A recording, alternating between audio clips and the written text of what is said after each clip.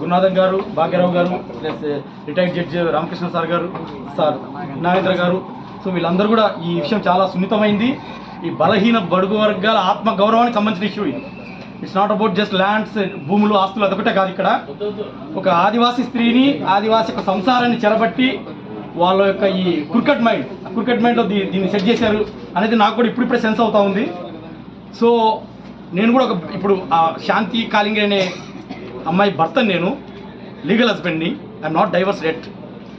So నేను గత 2 సంవత్సరాలుగా అమెరికాలో ఉన్నాను. మొన్న జనవరిలో వచ్చాను. జనవరిలో వచ్చిన తర్వాత ఈ భాగవతం అంతా బయటపడింది నాకు. అసలు ఏం జరుగుతూ ఉంది, అసలు ఈవెన్ ఐ గాట్ షాక్డ్. నేనే షాక్ అయిపోయాను, అసలు ఇంత జరుగుతుంది వెనకాల. అమ్మాయి కడుపులో బిడ్డ పడ్డప్పటి నుంచి నా బిడ్డే అండింది 12 నెలలు నా బిడ్డే. పుట్టిన తర్వాత 4-5 నెలలు నా బిడ్డే. ఆ అమ్మాయి గర్భంగా ఉన్నప్పుడు కూడా నా బిడ్డని చూపించేది వీడియో కాల్స్ యూఎస్లో ఉన్నప్పుడు. ఆ తర్వాత ఇక్కడికి వచ్చే ముందు తనకు స్టేట్మెంట్ ఇచ్చింది, నీ బిడ్డ కాదు, నేను ఐవీఎఫ్ చేయించుకున్నాను, నువ్వంటే నాకు ఇష్టం లేదు అని చెప్పడం మొదలుపెట్టింది.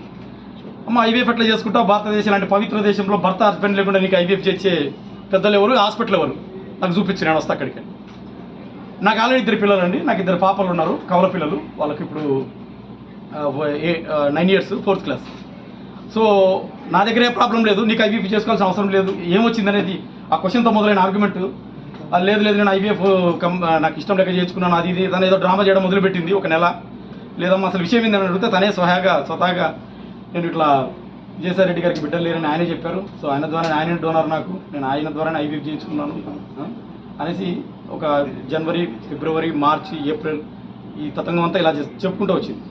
సో అంత పెద్ద వ్యక్తిని నేను సామాన్య నెల జీతగాన్ని, ఆయనేమో పెద్ద మనిషి, పోయి గేట్ కూడా టచ్ చేయలేడు, ఆయన పోయి డైరెక్ట్గా అడగలేదు. సో నేను ఫ్రస్ట్రేషన్, 4-5 నెలలు ఫ్రస్ట్రేషన్ ఉన్నాను, అసలు దీన్ని ఎలా బయటకు తీసుకురావాలి అని. సరే తల్లి, ఇక నువ్వంటే నాకు ఇష్టం లేదు, నువ్వు ఎవరితోనో ఇది చేసావు, నాకు 2 ఆడపిల్లలు ఉన్నారు, నేను నిన్ను వదిలేసుకుంటాను, నాకు న్యాయం చేయి తల్లి, నా పిల్లలకు న్యాయం చేయి, వదిలిచ్చేసుకుంటానని నేను చెప్పడం జరిగింది ఆమెతోటి. సో అదే భాగంగా ఇద్దరు మ్యూచువల్ అనుకున్నాము ఫస్ట్లో. నన్ను కూడా ఆమె చాలా భయపెట్టించి, నువ్వు మ్యూచువల్ పెట్టు, నీకు ఏం లేదు ఇప్పుడు నా దగ్గర, నువ్వంటే నాకు ఇష్టం లేదు కాబట్టి వేరే పడుకుని పిల్లలు కన్నాను, నువ్వంటే నాకు ఇష్టం లేదు కాబట్టి మ్యూచువల్ చేసి పక్కకి వెళ్ళిపోంటారు.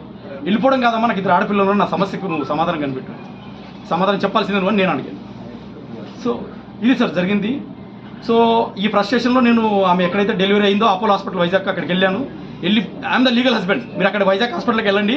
హాస్పిటల్కి వెళ్ళి నేను లీగల్ హస్బెండ్ కాబట్టి వెళ్ళి అమ్మ పలానా డేట్న పలానా బాబు పుట్టాడని హాస్పిటల్లో అడుగుతాను. ఫట్ నా పేరు చూశారు, శాంతి చూశారు, కొట్టి పేరు తీసి డాక్యుమెంట్ ఇచ్చారు. ఫ్రంట్ ఆఫీసర్ నా పేరే ఉంది, I'm the legal husband, Manipati Madan Mohan, husband of Kalingiri Shanti, కాబట్టి డాక్యుమెంట్స్ ఇచ్చారు. లేకపోతే ఇవ్వరు కదా, హస్బెండ్ కాకపోతే ఇవ్వరు కదా, ఎట్లా ఇస్తారు వాళ్ళు? మీరు కావాలంటే డాక్యుమెంటేషన్స్ కూడా ఉన్నాయి, దీంట్లో చూపిస్తాను మీకు, హాస్పిటల్ నుంచి తెచ్చిన ఒరిజినల్ డాక్యుమెంట్స్. నేను హాస్పిటల్లో నాకు కేస్ షీట్స్ కావాలండి, కేస్ షీట్స్లో డీటెయిల్స్ కావాలని అడిగితే అప్పుడు వాళ్ళు 11 గంటలకి రికార్డ్ రూమ్లోకి వెళ్ళి ఒక 4,000 పే చేస్తే మదర్ది బేబీ సపరేట్ కేస్ షీట్స్ ఇచ్చారు. ఆ కేస్ షీట్స్లో చూస్తే ఒక విచిత్రమైన కొత్త పేరు, నేను ఎప్పుడు వినని పేరు కనిపించింది. అది పోతిరెడ్డి సుభాష్ రెడ్డి. ఆయన ఎవరో నాకు తెలియదు. సో ఆయన మీద రీసెర్చ్ చేసి మొదలు పెడితే ఆయన బ్యాక్గ్రౌండ్ జడ్జి రామకృష్ణ గారు సార్ చెప్పినటువంటి ఒక ఇంపార్టెంట్ ఇన్ఫర్మేషన్, ఆ 2 సింక్ అయ్యాయి నాకు. నేను ఐ వాజ్ షాక్డ్. సార్ కూడా నాకు ఈ మధ్య పరిచయం, ఆ యూట్యూబ్లో సార్ కూడా కొన్ని నిజాలు బయట పెట్టడం అవన్నీ కూడా సింక్ అవుతున్నాయి. పోతిరెడ్డి సుభాష్ పచ్చిగా మరి అంతకు ఎలా పెట్టాడో నాకు ఇప్పటికీ అర్థం కావట్లేదు. నేను ఆయన మీద అంతా ఇన్వెస్టిగేషన్ తర్వాత ఆయన డైరెక్ట్ ఫోన్ చేసి అడిగాను, పోతిరెడ్డి సుభాష్ గారు మీ మీద మొత్తం ఇన్వెస్టిగేట్ చేసాము, మీరు ఎవరో నాకు తెలుసు, మీరు ఇట్లా అమరావతి హైకోర్టులో GP government pleader for revenue Andhra రీజియన్కి గవర్నమెంట్ ప్లీడర్, మీరు ఎవరు, ఇది నామినేటెడ్ పోస్ట్, మీరు ఎవరో కాదు నామినేటెడ్ పోస్టు, వైసీపీ పెద్దలు విజయసాయిరెడ్డి గారు మిమ్మల్ని నామినేట్ చేసి పెట్టారు. స్వయాన తనే మేము మీకు ఇచ్చిన వైరల్లో వాయిస్ రికార్డులో తనే స్వయంగా చెప్పాడు. వైజాగ్లో గీతం యూనివర్సిటీ ల్యాండ్ కొట్టించడంలో విజయసాయిరెడ్డి గారు నేను 11 నెలలు కలిసి కలిసి చేసామనేది తనే చెప్పాడు. సో ఇటువంటి పరిస్థితుల్లో నేను ఆయన అడిగితేనేమో ఆ బిడ్డకు నాకు ఎటువంటి సంబంధం లేదు, నేను కోర్టుకు DNA టెస్ట్ కానీ రెడీ అని ఆయన అంటారు. అదే వైరల్ రికార్డు మీకు ఇచ్చాను. అదే సందర్భంలో శాంతి అంటే ఆయనే నా భర్త అని ఫోటోలు చూపిస్తారు. నాకేమో ఇక్కడ 2 ఆడపిల్లలు. ఇప్పుడు ఈ సమస్య అట్లా వదిలేయడానికి లేదు. అది ఈ సమస్యను ఇప్పుడు వదిలేస్తే రేపు 10 ఏళ్ల తర్వాత ఈ సమస్య మహావృక్షమై కూర్చుంటుంది. ఆ వృక్షం ఉన్న ఈ సమయంలోనే మీడియా ద్వారా కోర్టుని, గవర్నమెంట్ని నేను రిక్వెస్ట్ చేసేది ఏంటంటే, పక్కగా ఎవరెవరైతే పేర్లు శాంతి చెప్పిందో అదే పేర్లు నేను గవర్నమెంట్ ముందర పెట్టాను. పెద్దలు విజయసాయిరెడ్డి గారు, అదేవిధంగా పోతిరెడ్డి సుభాష్ రెడ్డి గారు, తర్వాత నేను కూడా రెడీ DNA టెస్ట్కు, వీళ్ళందరినీ DNA టెస్ట్కి పిలిపించి, ముఖ్యంగా పసికూన ఆ బాబుకు జస్ట్ ఇప్పుడు సంవత్సరము ఏజ్, మన ఏప్రిల్కి సంవత్సరం అయిపోయి సంవత్సరం 13 నెలలు 3 నెలలు. ఆ బాబుకు న్యాయం జరగాలంటే ఫస్ట్ ఆ బాబుకి తండ్రి ఎవరో తెలియాలి. రేపు 2 సంవత్సరాలు నెక్స్ట్ ఇయర్ ఆ నెక్స్ట్ ఇయర్ ఆ బాబు స్కూల్కి వెళ్తాడు.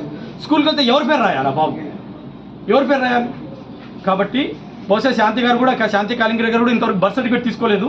అపోలో హాస్పిటల్ వైజాగ్ అరిలోవా ఏరియాలో ఉన్న అపోలో హాస్పిటల్ ఇంతవరకు బర్త్ సర్టిఫికేట్ తీసుకోలేదు. మీరు కావాలంటే క్రాస్ వెరిఫై చేసుకోండి. డైరెక్ట్గా శాంతి కాలింగర్ గారిని అడగండి బర్త్ సర్టిఫికేట్ తీసుకున్నారా లేదా అని.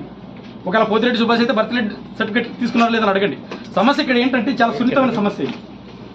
నాతో లీగల్ డైవర్స్ తీసుకోలేదు, నాకు 2 ఆడపిల్లలు, అక్కడ చూస్తే ఒక బాబు, అక్కడ చూస్తే ఈ రకరకాల పేర్లు చెప్తా ఉంది. కాబట్టి మీడియా ద్వారా నేను అడిగేది ఏంటంటే DNA టెస్ట్కు ఎవరైతే పేర్లు ఉందో వాళ్ళందరూ పిలిపించి పక్కాగా క్లినికల్గా పెటర్నిటీ టెస్ట్ చేసి రిటర్న్లో ఒక డాక్యుమెంట్ ఇస్తే ఈ సమస్యకు ఇది శాశ్వత పరిష్కారం.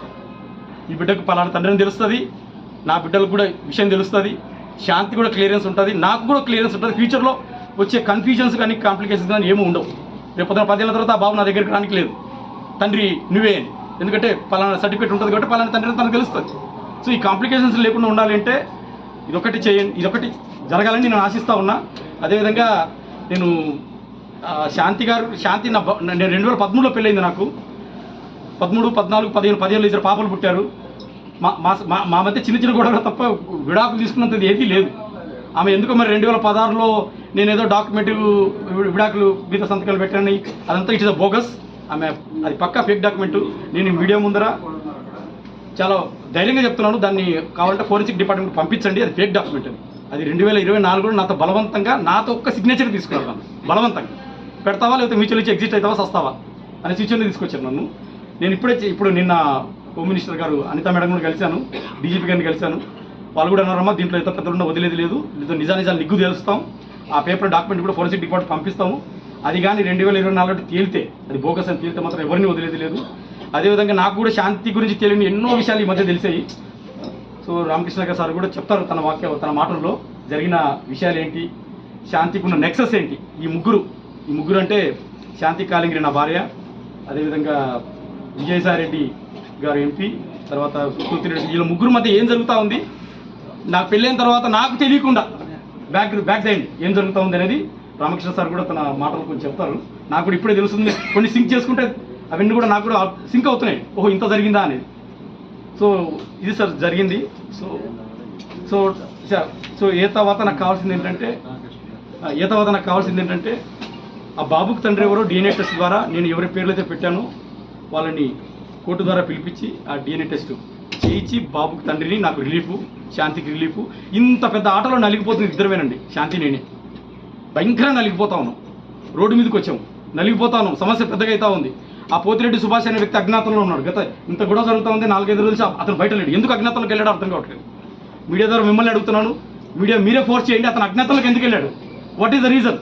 దాని వెనకాల ఏమైనా ఎజెండా ఉందా? ఇంకా ఏమైనా గుడి పుటాలు ఏమైనా ఉన్నాయా? శాంతి నా భర్త తను అన్నప్పుడు అవునమ్మా తప్పు అయిపోయిందని బయటకు వచ్చి come front and prove his integrity. So అతను కూడా ఆల్రెడీ పెళ్ళయింది. నాకు తెలిసిన ఇన్ఫర్మేషన్లో, నేను తీసుకున్న ఇన్వెస్టిగేషన్లో అతనికి పెళ్ళయింది, భార్య ఉంది, 9th క్లాస్ కూతురు ఉంది, హైదరాబాద్లో అక్కడ రవీంద్రబాద్ అక్కడ ఉంటారు వాళ్ళు. సో నేను అనేది ఒకటే క్వశ్చన్, ఇప్పుడు అతను అజ్ఞాతంలోకి ఎందుకు వెళ్ళాడు? ఒకవేళ విజయసాయిరెడ్డి గారు పెద్దలు నా తండ్రి వయసు ఉన్నటువంటి వ్యక్తి, ఒకవేళ నేను అలిగేట్ చేశాను, నాకున్న శాంతి గారు చెప్పింది నేను అలిగేట్ చేశాను. కాబట్టి ఆయన యొక్క నిజాయితీని, ఇంటిగ్రిటీని ప్రూవ్ చేసుకోవడంలో ఏ తప్పు లేదు. వచ్చి మీడియా ముందుకు వచ్చి తను ఏదన్నా నేను రెడీ అని చెప్పేసి DNA టెస్ట్కు తన నిజాయితీని ప్రూవ్ చేసుకొని, ఒకవేళ తను లేకపోతే ఈ ప్రజల ముందు చెప్తున్నాను, 10 కోట్ల మంది ప్రజలు, తెలుగు ప్రజల ముందు, ఒకవేళ ఆయన లేకపోతే సాష్టాంగ నమస్కారం చేసి ఆయనకు నేను తప్పు జరిగిస్తానని చెప్తాను. సో దాని ద్వారా ఆయన ఒకవేళ ఏదైనా డిఫేమ్ అయి ఉంటే అది బ్యాక్ అవుతుంది. సో నాకు